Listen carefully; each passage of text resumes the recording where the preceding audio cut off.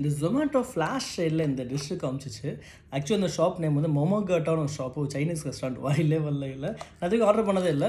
But இந்த dish வந்து 400 rupees, but 200 போட்டிருந்தாங்க 50% ஆஃபில். சரி ட்ரை பண்ணலாம் தான் ஆர்டர் பண்ணேன். ஆக்சுவலி 4 பீஸ் 400 கண்டிப்பாக ஃப்ளாஷ் இல்லைன்னா அதுங்களாம் ஆர்டரே பண்ண மாட்டேன்.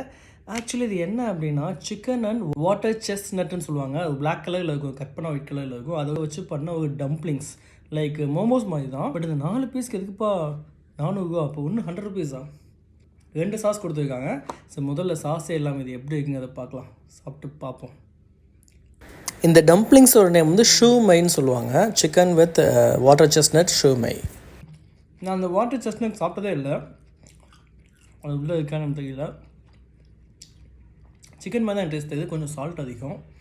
சிக்கனை மீன்ஸ் பண்ணி அதாவது கொத்துக்கறி மாதிரி கொஞ்சம் போட்டு அதை ஸ்டீம் பண்ணால் அப்படி இருக்கும், அந்த மாதிரி டேஸ்ட் தான் கொடுக்குது. ஸோ நார்மலாக ஒரு மோமோஸ்குள்ளே இருக்க சிக்கனோட டேஸ்ட் தான் அது கொடுக்குது. பட் டம்ப்ளிங்ஸ் உள்ளே இருக்கிறது அதிகமாக இருக்குது, வெளியில் இருக்க அந்த மைதா லேயர் கம்மியாக இருக்குது.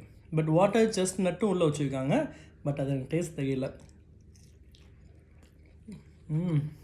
பார்க்க சூப்பராக இருக்குல்ல. ஸோ 2 வகையான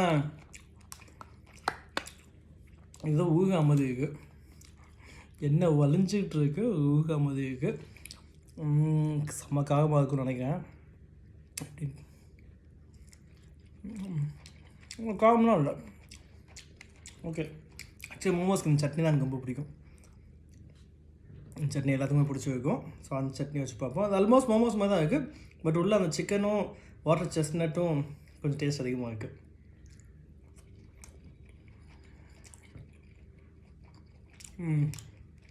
யூஸ்ஃபுல். ஸோ உங்களுக்கும் அடுத்த தடவை ஃப்ளாஷ் சேல் போட்டால் ஒரு தடவை ட்ரை பண்ணி பாருங்க, ஏன்னா பார்க்க செம்மையாக இருக்குல்ல. ஸோ ஒரு தடவை ட்ரை பண்ணி பார்க்கலாம். ஆனால் 400 கொடுத்தா வாங்க முடியாதுப்பா.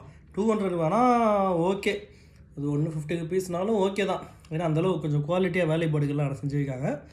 நல்லா திக்காக இருக்குது. வெளியில் இருக்க மைதா லேயர் கூட சிக்கன் லேயர் சூப்பராக இருக்குது. ட்ரை பண்ணலாம்.